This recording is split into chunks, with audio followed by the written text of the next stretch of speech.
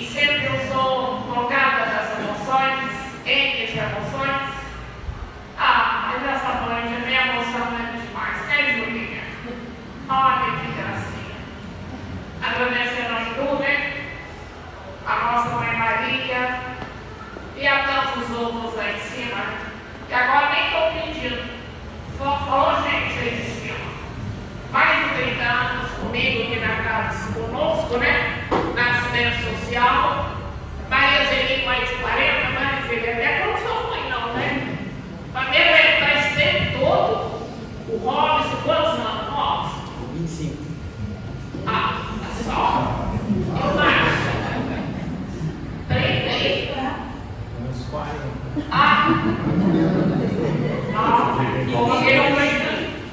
A Raulina está pouquinhos dias. Ninguém ganha de mim. 62 anos. Eu, Raulina, mais pessoal, né? Não vou embora. Mas 62 anos eu não tenho espírita. E 62 anos, cara, existe.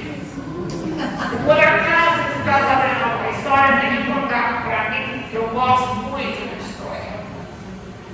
Saudar a espiritualidade de presente, sabendo que essa espiritualidade na minha está sempre aqui conosco.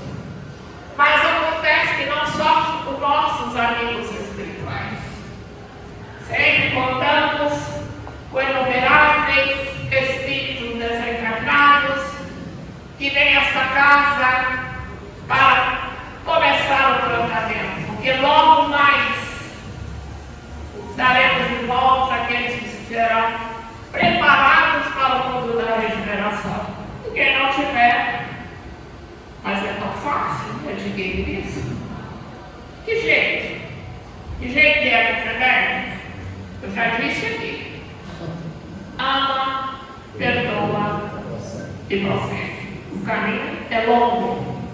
Então nós vamos saudar a palestrante da noite, que tão boa vontade está aqui com sua família, nos alegrando, indo nessa belíssima cidade histórica, né?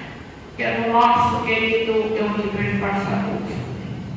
Agora eu não posso falar muito de determinados espíritos que não estão mais por aqui. Então, junto com a Ismael, uma luta para que nós continuemos a cantar o hino nacional. Na transformação deste Brasil, o coração do mundo, pacto do Evangelho. E neste momento, buscando realmente o comandante da terra, que é o nosso mestre e Senhor, vindo de tão longe de Cafarnaum para estar conosco, nos abençoando neste momento, nos inspirando para que nós possamos fazer o melhor. Que nos comece com o nosso coração carregado de amor por Ti, porque no momento não podemos deixar de Te seguir.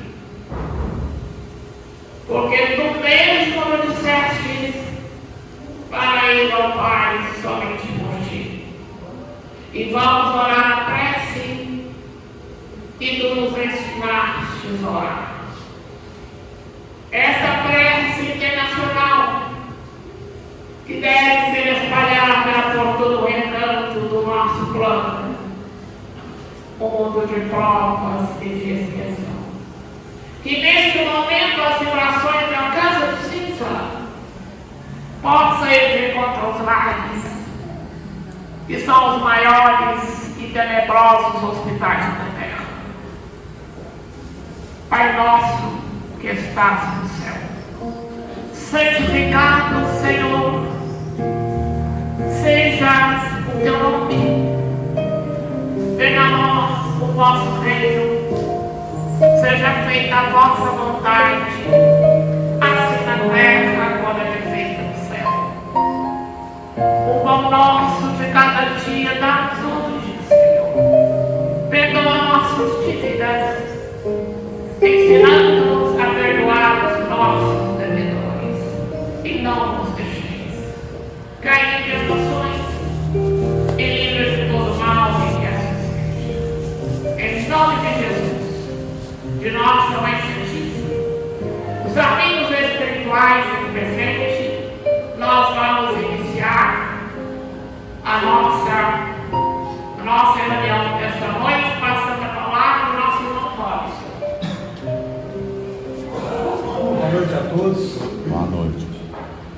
Do conhecimento de todos, que nós já tivemos 4 palestras agora, recentemente, né, desde o dia 1º, e hoje nós estamos tendo a felicidade de estar recebendo uma grande amiga, prima, irmã, vinda de Sacramento, se deslocou de lá para vir aqui, e a nossa irmã Alzira Bessa França Amigo. É natural de Sacramento, ela é aposentada pelo Estado, depois de 34 anos de trabalho, bem desenvolvido. A Alzira é sobrinha, simplesmente, sobrinha neta de Eudito Barçanudo. Hoje nós estamos chique aqui, viu, Alzira? Nós temos um neto do Dr. Odilon, nós temos um sobrinho neto da Dona Maria Modesto, que é o irmão Maurílio, o Coronel Maurílio. Então hoje as autoridades espirituais estão bem representadas aqui. E a nossa irmã Alzira, ela vem desenvolvendo um trabalho em Sacramento espetacular, reconhecida nacionalmente e rompendo as barreiras aí, né, do estado do país, do estado do Brasil, conhecida lá fora. E no ano de 1989, ela assumiu a direção do Colégio Allan Kardec, que é o primeiro colégio espírita do Brasil, primeiro colégio espírita do Brasil, sede do Grupo Espírita Esperança e Caridade, fundado em 1905 por Eudito Barçanudo. Ela tem uma equipe que ela coordena, uma equipe de trabalhadores do Grupo Espírita Esperança e Caridade, há 33 anos já, um trabalho de educação do espírito, desenvolvido no Colégio Allan Kardec. Agora, interessante, essa educação se apoia na pedagogia do amor trazida por Jesus. Isso tudo foi presenciado ainda pelo Espírito, né, irmão Eudito Barçanudo, que vivenciou tudo isso que foi apresentado.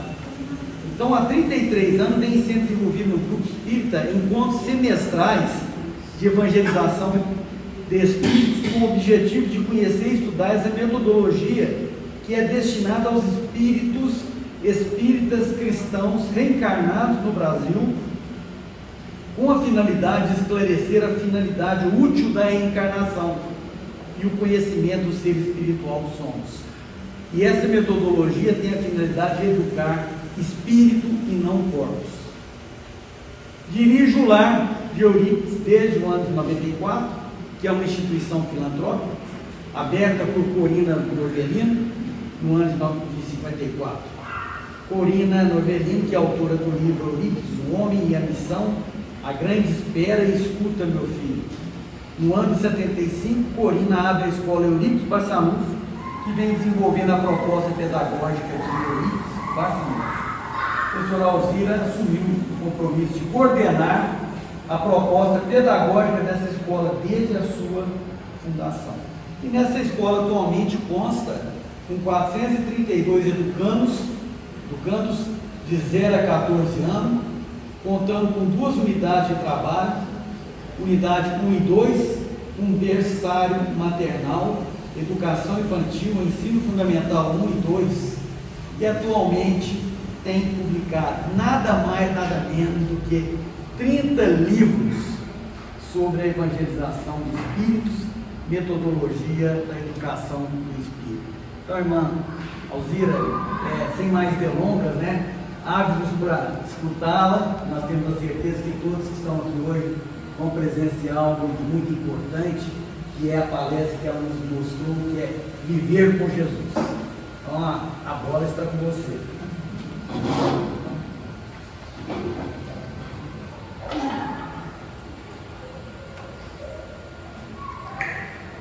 Boa noite, queridos amigos, irmãos. Essa oportunidade feliz de participar de mais um aniversário dessa casa, que nós sentimos desde criança a ligação que ela sempre teve nos nossos queridos amigos que mantiveram a obra do nosso querido professor Eurípides Barçanufo em Sacramento. É uma alegria estar aqui e quero cumprimentá-los por este evento tão expressivo nesse momento em que nós precisamos estarmos unidos para trazermos a verdade do Cristo no coração de todos, unificando os nossos pensamentos no bem. Nós falamos com o Robson desse tema, viver por Jesus, porque é o que temos aprendido com Eurípides Barçanufo. Este espírito que conheceu Jesus ainda tão jovem numa outra reencarnação, como filho de um romano com o nome de Marcos. E encontrando com Jesus, ainda no grupo dos essênios, quando o mestre lhe fez tantas recomendações, inclusive pedindo que ele abrisse o grupo dos essênios, a comunidade essênica, para levar medicamentos, auxiliar os doentes, e naquela época já encontra o seu grande amigo, Bezerra de Menezes, que hoje é o dia do seu aniversário, e esse espírito numa reencarnação com o nome de Lisandro. E foi nessa reencarnação que Eurípides se transformou no primeiro Marte da nova aliança, antes de que o Cristo iniciasse a sua grande tarefa, mas auxiliado diretamente pelo Mestre numa semeadura profícua no coração daqueles nossos irmãos. Encontramos este espírito mais tarde com um jovem que foi adotado por Inácio de Antioquia.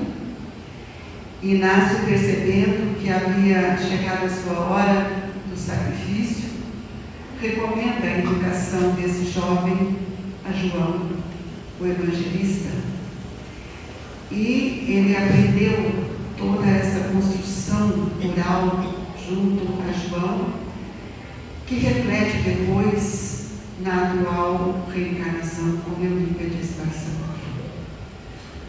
Para viver com Jesus, eu preciso conhecer Jesus.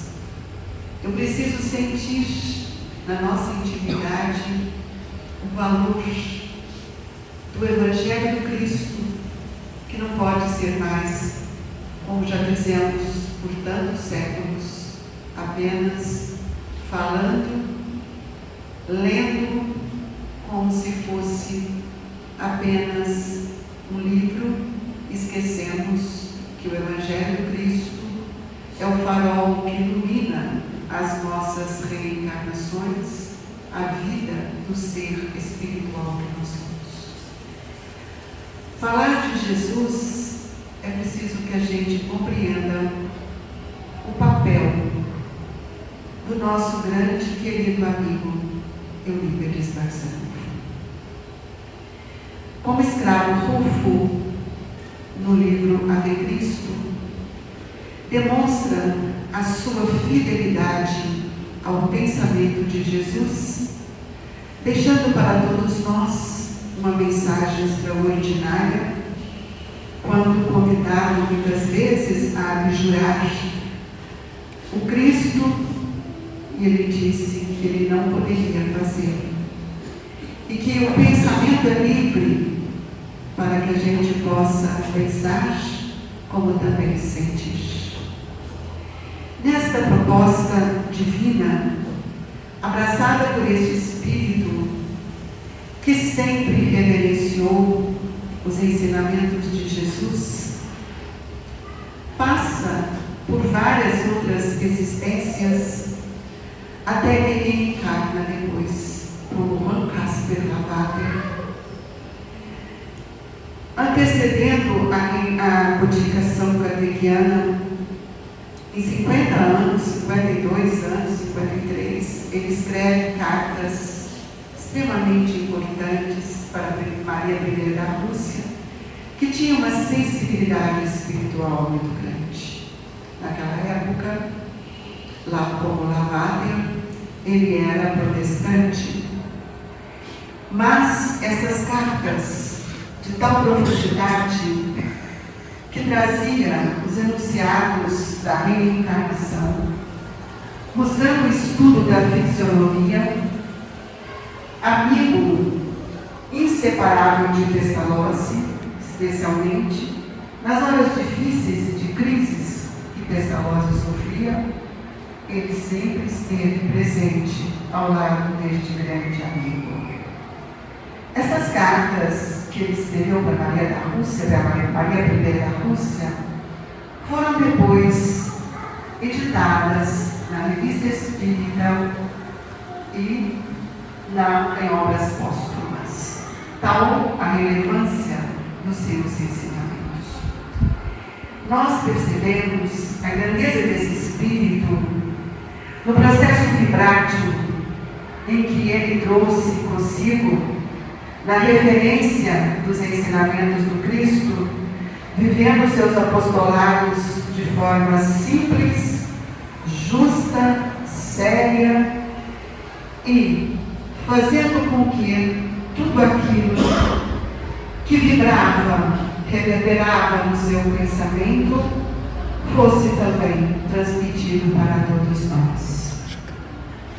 Tiveram outras reencarnações, bem sabemos, mas pelas mãos abnegadas de Francisco Cândido Xavier, Emmanuel nos traz essas revelações, dizendo que Eurípides reencarnara em Sacramento, numa reencarnação muito curta, filho de um lavrador da família Palhares, e ali viveu por 17 anos apenas, para se preparar o ambiente espiritual de nossa cidade.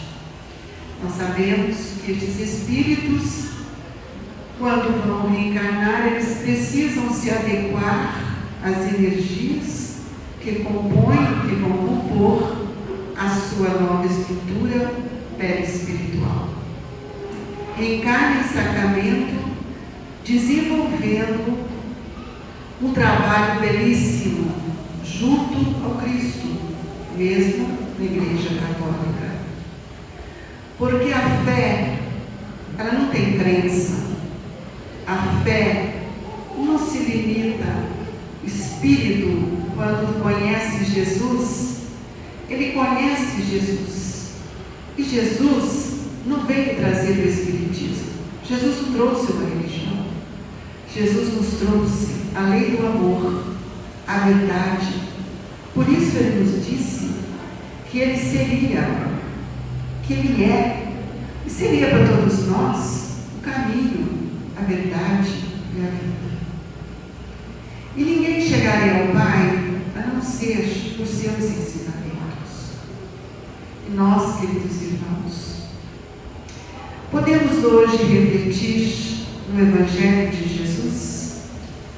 Por que ainda nós não vivemos com Jesus? Vocês acham que a gente vive com Jesus? Nós falamos de Jesus, rogamos a Jesus, mas não vivemos com Jesus. Porque para viver com Jesus, eu preciso compreender o que Ele quer de mim. Eu preciso compreender a finalidade útil da nossa reencarnação. Nós precisamos compreender que para seguir Jesus, eu preciso conhecer o caminho que Ele nos ensinou, que é o caminho do bem, o caminho do amor, o caminho da caridade. Nós, para conhecermos Jesus, eu preciso vivenciar as leis divinas. Porque as leis divinas é o conjunto de toda a verdade que nós precisamos compreender.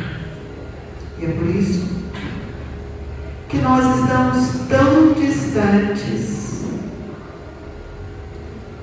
dos ensinamentos do Cristo. Nós falamos e falamos muito bem. Nós estamos aqui, meus queridos irmãos, não como palestrante, que eu não sou. Nós estamos aqui para conversar sobre o Evangelho de Jesus. As palestras não chegam à nossa consciência. A palestra, muitas vezes, ela vem com entonações brilhantes. Nós não temos isso. Nós gostaríamos que a nossa fala tocasse a consciência de cada um. Porque Eurípides reencarnou em Sacramento pela magnitude fluídica desta região, pelas energias que a região lhe oferecia. Não sei se vocês sabem, foi uma das causas que Francisco Cândido Xavier veio para Uberaba, pela imantação energética que Eurípides preparou para este nosso nobre irmão realizar a sua grande tarefa. E eu pergunto, e nós? Por que nós ainda não temos a coragem de viver por Jesus? E Eurípides, então, ao reencarnar numa família amorosa, honesta, justa, um casal tão jovem, sua mãe casou-se com 14 anos, foi conhecer o seu esposo na porta da igreja e viveram plenamente bem. A partir de 2 anos do casamento, após a primeira gravidez, ela começa a ter os seus ataques epiléticos, parecia ser a epilepsia, na verdade não foi. Mas, com isso, sensibilizou seus filhos para o valor do honrar pai e mãe, da presença constante da fé, mesmo a fé católica, ergueu e construiu mais uma vez, na estima moral desse espírito, uma ligação com Jesus. Chegado o tempo necessário, ao ler a Bíblia, encontra com o Sermão da Montanha. E quantas vezes nós já lemos o Sermão da Montanha e não tivemos um encontro com Jesus como Eurípides tivera? Sabe por quê, meus irmãos? Porque nós não aprendemos a refletir na verdade. E a reflexão é um processo que acontece no meu pensamento, na inteligência, na razão, para chegar à consciência. E foi por isso, nesse desenvolvimento do pensamento, do raciocínio, que Eurípides fica indignado, porque não era um espírito que só lia, ele era um espírito que refletia, que sentia pulsar dentro de si a grandeza do Cristo. Eurípides chorou quando conversou com o vigário, e o vigário disse que tudo que o Cristo falava era verdade, mas a igreja não podia traduzir, não tinha como explicar, eram milagres, eram mistérios. Como que um espírito que teve tantas reencarnações ao lado de Jesus, sendo o primeiro mártir do cristianismo, ainda da nova aliança, não tinha sido ainda trazido todo o trabalho do Cristo, aquele espírito que como escravo Rufo foi esquartejado, puxado no cavalo, deixando plenamente o seu espírito livre, porque ele vivia Jesus. E foi com esse irmão que nós estamos aprendendo a viver com Jesus. Este espírito que reencarnou no Brasil com o objetivo de trazer a evangelização de espíritos, que é uma metodologia que direciona, nos dá a direção da doutrina espírita para o ser espiritual que nós somos. Que até então, nós falamos de doutrina espírita para o outro, mas não reverbera em nossa consciência o papel extraordinário da codificação kardeciana. Porque não basta dizer que nós somos espíritas, porque tem espíritas de todos os jeitos. Mas nós precisamos ser espíritas cristãos, para defender a bandeira do Cristo na simplicidade, no trabalho renovador, naquilo que reestrutura o meu pensamento e o meu sentimento. E este espírito, Eurípides Barçanufo, ao encontrar pela primeira vez no movimento, num centro espírita tão pequeno, na casa do seu tio, da sua madrinha, ele pede a Jesus que, se ele tivesse médio, se pudesse, se os mortos conversassem com os vivos, que ele fosse elucidado tudo sobre o sermão da montanha. E que, se possível, pelo médium, que era um médium analfabeto, um médium simples, mas de bom caráter, que chamava Aristides, e que ele o conhecia. Ele sabia que aquele médium era incapaz de fazer qualquer movimento que pudesse contrapor com aquilo que ele estava pedindo. Ele não podia articular nenhuma mensagem, porque ele não tinha nenhuma cultura. E ela, começando a reunião, e que ele ainda pede, se for possível, que João Evangelista o oriente. Por isso que eu estou dizendo para vocês que nós fazemos parte de uma equipe espiritual. Eurípides faz parte da equipe do Espírito de Verdade. E foi por isso que, quando iniciou a primeira manifestação, João Evangelista traz um discurso sobre o sermão da montanha. Sai de lá, Santa Maria, com todo ardor, com alegria profunda de ter sentido dentro de si a vibração daquele Espírito que outrora havia lhe conduzido e lhe fez abrir tantas igrejas em Antioquia.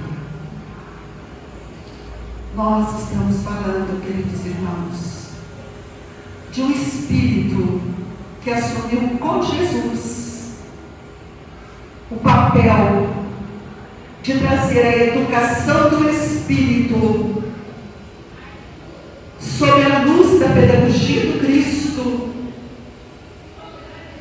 e para que nós pudéssemos compreender melhor quem somos. E até hoje nós não fomos educados para olhar para dentro de nós.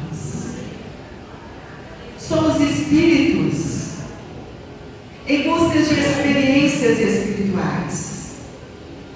Não somos corpos em busca de experiências humanas.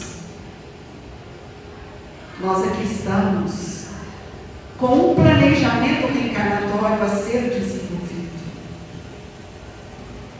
E é por esse Espírito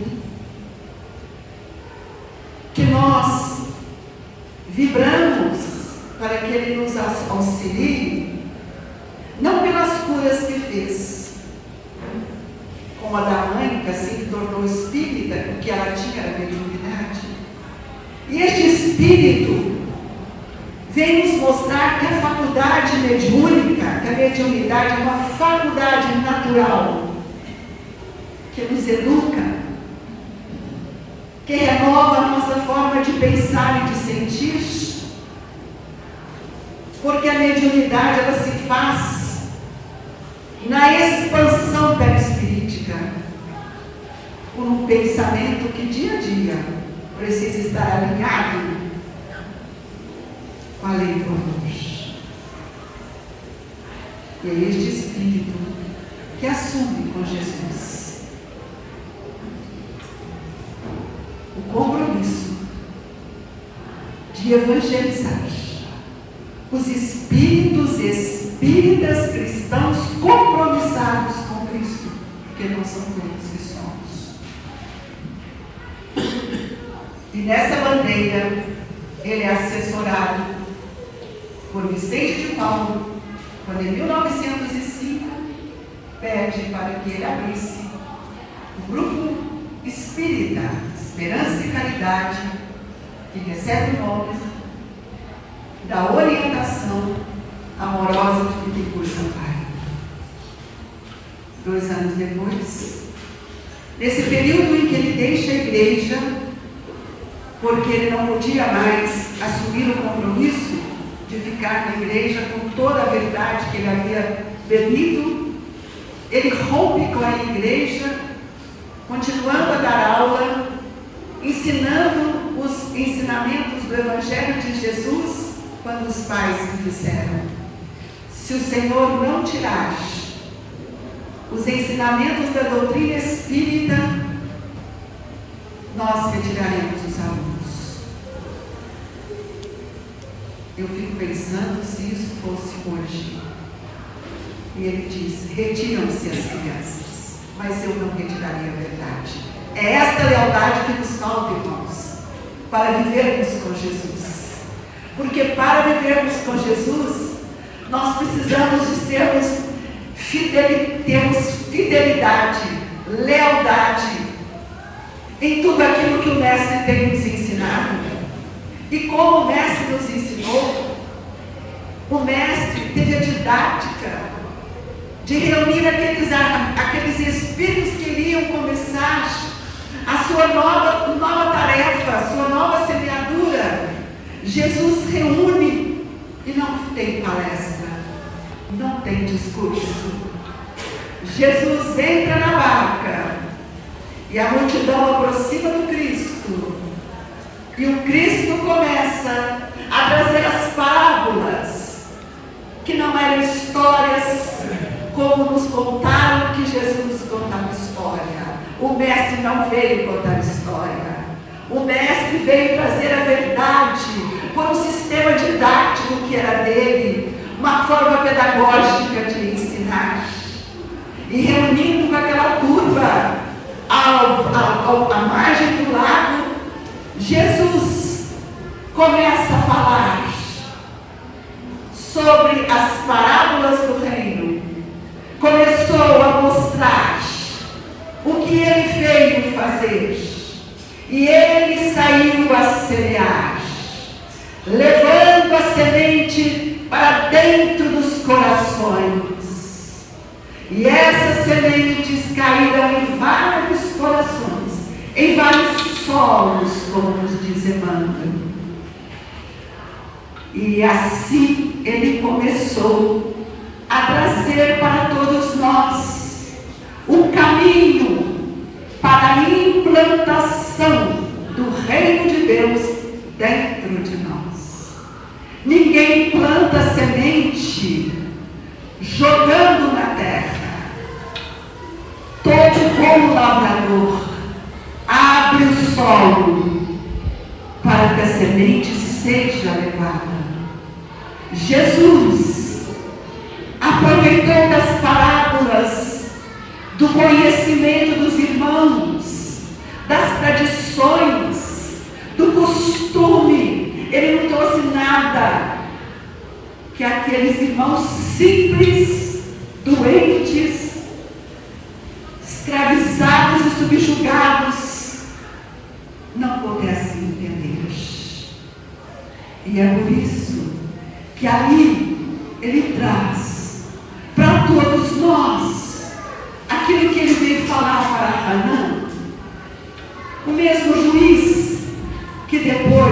protestou, condenou Jesus? Quando Hanã fala que vem fazer por esse caminho judeu, eu vim implantar o reino de Deus nos corações de nossos irmãos. E quem são eles? Os doentes, os paralíticos, os loucos?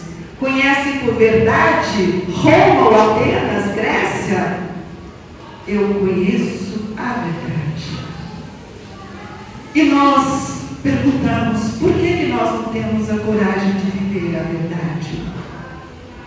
E nesse momento que estamos vivendo, um momento especialíssimo de nossa evolução, talvez o mais importante, porque nós somos espíritos da primeira hora, quando recebemos os ensinamentos de Moisés, somos espíritos da segunda revelação, quando encarnamos para encontrar com Jesus. E quantos de nós ali estivemos à margem do mar de Tiberíades, quando ali no lago de Tiberíades, Jesus pede os discípulos que lançasse a rede dentro do mar e que puxasse e tirasse os peixes de dentro do mar. Porque eu só conhecerei Jesus e viverei Jesus se os ensinamentos de Jesus estiverem dentro de mim. Porque é dentro de mim, da minha consciência, que eu vou fazer aquilo que o Espírito de verdade me disse. Espíritas, amai-vos, eis o primeiro ensino. Instruí-vos, eis o segundo. Nós invertemos, abrimos cursos, estudos, fizemos tudo e esquecemos da prática maior, do amor e da caridade. E vem depois, em outro momento, reencarnamos neste país que todo mundo fala sem olhar para a grande oportunidade que ele tem nos oferecido, num celeiro de oportunidades mais diversas, numa riqueza de natureza, na diversidade dos espíritos que aqui se encontram. Nós fomos agraciados com a luz da doutrina espírita, compreendendo que é preciso trazer a doutrina espírita para dentro de nós, e nós não fizemos isso. Não fizemos, e a dor cresceu. A dor aumentou. As casas espíritas se transformaram em ponto de atendimento às curas, esquecendo que a cura é a do Espírito. As nossas enfermidades são geradas pelos nossos sentimentos mórbidos. Ainda somos presos ao materialismo, ainda estamos agarrados às ilusões do mundo e esquecemos de Jesus. E é para viver Jesus, eu preciso senti-lo dentro de mim. E como nós cada vez afastando mais, olhando para as vitrines do mundo, esquecemos o quanto temos recebido. E falamos de caridade, sem viver a caridade no maior local que precisaríamos viver, que é o lar. Onde ali estão os espíritos que as injunções divinas nos permitiram voltar para o processo reencarnatório.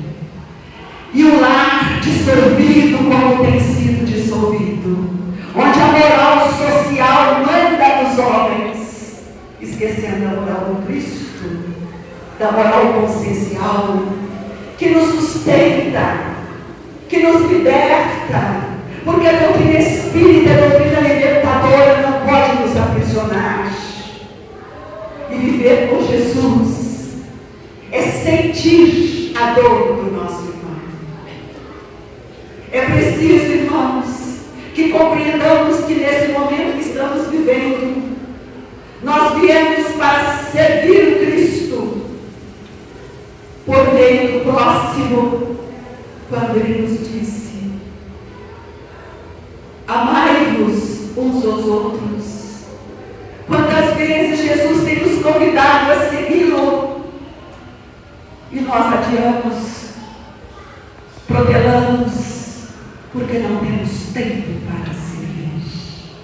E todos nós recebemos um grande talento do tempo e não estamos aproveitando este tempo para aprimorarmos moralmente. Falamos de caridade e ninguém pode negar o quanto os espíritas, todos nós, aprendemos a caridade. Fizemos quase que um padrão, sopa, enxovalzinho, fazendo um padrão, mas esquecemos de amar, esquecemos de sentir o que o nosso filho está sentindo. Esquecemos de que o dever maior nosso, especialmente da mulher, quando Emmanuel nos fala no Consolador, que o dever maior da mulher é a maternidade. E nós estamos vendo uma geração que não quer ser mãe. Nós estamos vendo uma geração que tem medo de receber os espíritos como filhos, porque eles podem trazer muitas dificuldades para eles. Filho pesa. Onde está o amor? Como é que eu vou viver com Jesus se eu não sou capaz de amar aqueles espíritos que voltam para o fortalecimento dos laços reencarnacionistas? Por isso, meus irmãos, estamos vivendo hoje, porque a dor é o brilho, é o opinião que mexe na minha consciência. E foi para nos ajudar, para nos auxiliar, que o professor Eurípides Barçanufo, em 1907, ao abrir o Colégio Allan Kardec a pedido de Maria Santíssima, que instituísse o Evangelho de seu filho às quartas-feiras e estudasse astronomia, que ela cobertaria aquela casa desse manto. E nós, por tradição, dizemos: o Colégio Allan Kardec foi o primeiro colégio espírita do Brasil. Hoje eu não falo isso. Quando me perguntam, eu falo porque as pessoas não têm compreensão, mas eu estou num ambiente que posso dizer. O Colégio Allan Kardec é o primeiro colégio do Brasil a estudar o espírito. Tanto é que hoje nós temos, na continuidade do Colégio Allan Kardec, a escola Eurípides Barçanufo, que não é uma escola espírita, é uma escola mantida por uma instituição espírita, sustentada, baseada na moral cristã, apresentada pela doutrina espírita. Mas ela não podia ser uma escola espírita, cair nas mesmas condições de tantos outros. A escola Eurípides Barçanufo é a escola que educa espíritos, compreendendo o valor das leis divinas, estudando os reinos, mostrando a evolução, para que todos nós possamos compreender quem somos. Eurípides trouxe a metodologia na última década, iniciou-se na última década do século XX, para preparar o espírito espírita para fazer um processo de renovação no campo da evangelização, para que nós possamos olhar o outro como espírito, para que possamos investir na criança, na primeira infância, para que ela compreenda o que são os seus atributos, quem ela é. Vem nos descortinar o planejamento reencarnatório que nós tanto citamos no Missionário da Luz, o planejamento reencarnatório do Sigismundo. Ele nos traz uma metodologia que nos mostra como devemos olhar o nosso planejamento reencarnatório. Porque eu estou junto com aqueles espíritos. Qual é o meu papel? De que forma vou usar da caridade? elucidando o pensamento deste Espírito, trazendo Jesus aos corações, mostrando que não basta fazer o culto do Evangelho no lar se não tivermos postura e exemplo, se não tivermos vivência, se não compreendermos a dor do outro. E daí o Emmanuel nos diz que o lar é o instituto maior da educação. E hoje nós nos alegramos em receber as crianças que chegam em nossa escola com 8 meses, mas os pais nos entregam como se nós fôssemos os responsáveis por tudo aquilo que aquela criança sente. E tenho dito cada vez mais que as crianças com maiores dificuldades, crianças que hoje estão aqui para aprender a amar de uma forma diferente, precisam do amor de todos nós, são entregues a todos nós, para que essa equipe possa educá-los para viver um mundo de beleza. E nós, hoje, felicitamos tanto quando podemos contribuir com essa verdade aos corações de nossos irmãos, que têm a incumbência de educar e amar seus filhos. Quando Eurípides veio nos mostrar por essa metodologia a necessidade de conhecermos quem somos, este espírito que somos, como nós vamos ampliar as potencialidades do nosso ser, o que é o Evangelho de Jesus em nossa vida. Eu não poderia estar aqui, meus irmãos, para falar de Evangelho se eu não tivesse verdadeiramente me esforçando muito para aprender a amar. Eu não poderia estar aqui falando daquilo que eu não sinto. Jamais eu faria isso. Jamais eu teria coragem de falar daquilo que nunca vivenciei. Por isso, que os nossos lares tenham a fervura quente dos sentimentos. Porque o sentimento, ele nasce no pensamento. E a educação do espírito, ela tem um compromisso de modificar a estrutura mental do espírito, para que ela possa compreender o que seja amar. Porque o amor é o sentimento por excelência. E todas as vezes que eu educo o espírito, modificando a sua forma de pensar e de criar, ele está dando uma amplitude ao pensamento. Porque eu não posso desligar o pensamento de vontade. E o pensamento é criador. É por isso que nós somos convidados a refletir o Evangelho de Jesus. E nós vamos percebendo que cada dia que passa, quanto tem sido atual essa colocação que Eurípides tem nos trazido, quando nós percebemos a grandeza do Evangelho de Jesus, e Emmanuel nos diz: se recebestes a luz do Senhor, meu amigo, vai servir ao Mestre junto dos teus, dos que se prendem à tua caminhada. Se não possuis a família direta, possuis a indireta. Se não contas parentelas, tem vizinhos e companheiros. Anuncia os benefícios do Salvador, exibindo a própria cura. Quem demonstra a renovação de si mesmo em Cristo, habilita-se a cooperar na renovação espiritual das virtudes. Isso está no Guia de Luz, no capítulo 111. Se nós não somos capazes de amar aqueles que estão conosco, que a injunção reencarnatória nos ligou para estarmos juntos, não adianta fazer lá fora.